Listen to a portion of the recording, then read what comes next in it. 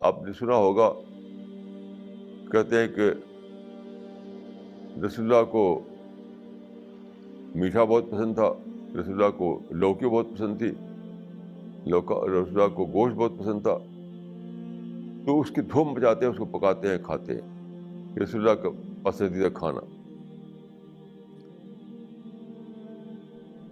رسول اللہ کی پسند کا کھانا۔ تو میں نے اس پر حدیثوں کو پڑھا تو میں نے پایا کہ حدیثوں میں ایسا ہے کہ یہ حدیثیں سب مدینے سے تعلق رکھتی ہیں، مکے سے نہیں، اس قسم کی حدیثیں جو ہیں۔ تو مدینے میں جتنے بھی کھانے تھے سب کے بارے میں ہے کہ رسول اللہ کو پسند تھا یہ۔ مثلا مدینے میں کھجور ہوتی تھی، یا روٹی ہوتی تھی، یا زیتون کا تیل ہوتا تھا، یا گوشت ہوتا تھا، اس طرح کچھ چیزیں بالکل سادہ قسم کی، وہی جیسے ایسا نہیں جیسے کہ آج کل ہمارے یہاں ہوتا ہے، بالکل سادہ۔ مثلا ان کا گوشت کیا ہوتا تھا، نہ اس میں مسالہ، نہ تیل، نہ کچھ، ایسے بھول لیا اور کھا لیا۔ تو پھر میں نے سوچا کہ اگر رسول اللہ کو سب چیز پسند تھی تو پسند تو کسی ایک چیز کی ہوتی ہے، سب چیز پسند ہو تو پسند ہی نہیں ہے پھر۔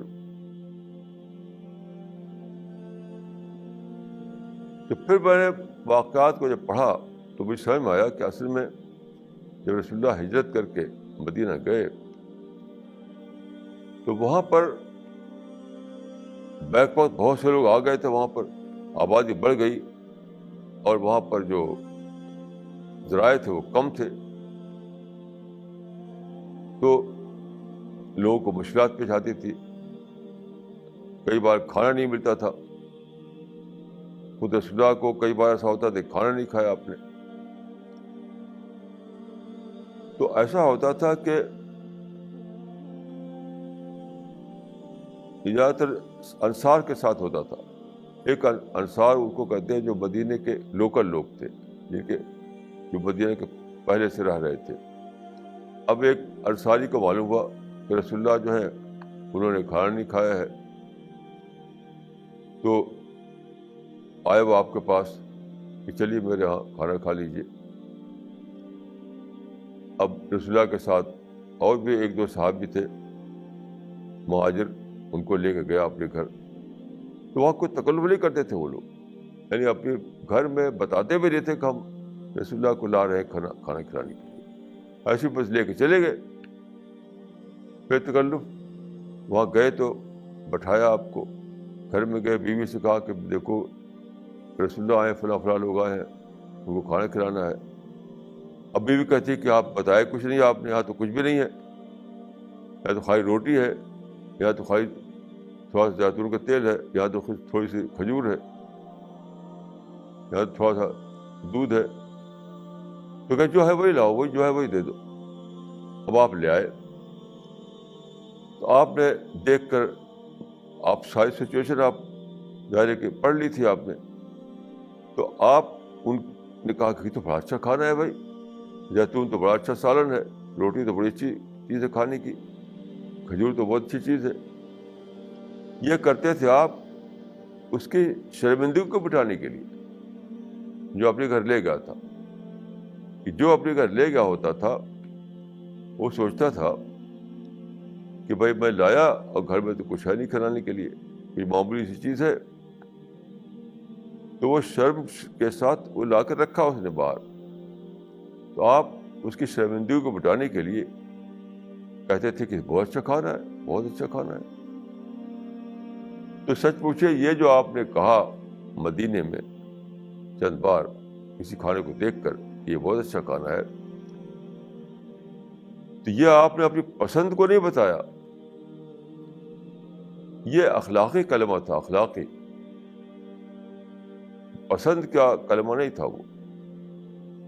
دوسرے کی عزت رکھنا، دوسرے کو کی شرمندگی کو مٹانا، تو اسی لیے میں کہتا ہوں کہ اخلاقی کلمہ تھا یہ پسند کا کلمہ تھا ہی نہیں۔ اب اس کو لے کر لوگ دھوم مچاتے ہیں کہ رسول اللہ کو فلاں چیز پسند تھی، اب اس کو پکاؤ، اب پکتا ہے اور دھوپ مچتی ہے اور لوگ آتے ہیں کھانا کھانے کے لیے کہ رسول اللہ کا پسند کھانا. یہ سب جو ہے اچھے سے سمجھ لیے کہ ہم اگر کسی چیز کو کہہ دیں کہ رسول اللہ کے پسند کھانا ہے تو یہ ایسا نہیں ہو جائے گا. رسول اللہ اس لیے نہیں آئے دنیا میں کہ پسند کھانا بتائیں، پسند کا کھانا بتانے کے لیے نہیں آئے تھے. یہ تو دنیا میں دنیا کی چیزیں ہیں، آدمی جہاں رہے گا اس کے حساب سے وہ کھائے گا پیے گا. آپ کا جو مقصد تھا نبوت کا، جس مقصد کے لیے خدا نے آپ کو نبی بنایا، وہ یہ سب چیزیں نہیں تھی. وہ تو تھی کہ خدا کے دین کی دعوت دینا، خدا کی عبادت کس طرح کی جائے اس کو بتانا، توحید سے دنیا کو باخبر کرنا، آخرت کے بارے میں بتانا، یہ بتانا ہے کہ دیکھو ایسا کرو گے تو جہنم میں جاؤ گے، ایسا کرو گے تو جنت میں جاؤ گے. یہ ساری چیزیں جو آپ نے بتائیں وہی تھی آپ کی زندگی کا اصل مقصد. باقی چیزیں جو ہے وہ ان کی وہ ثانوی تھی، وہ سیکنڈری تھی. تو یہ ہے اگر آپ بڑی بڑی چیزوں پر زور نہ دے، چھوٹی چیزوں پر زیادہ چرچا کریں تو یہ ہوگا shift of emphasis. Shift of emphasis تو بہت غلط چیز ہے کہ بڑی چیزوں کو نظر انداز کرنا اور چھوٹی چیزوں کو دھوپ مچانا، یہ تو کوئی طریقہ نہیں ہے.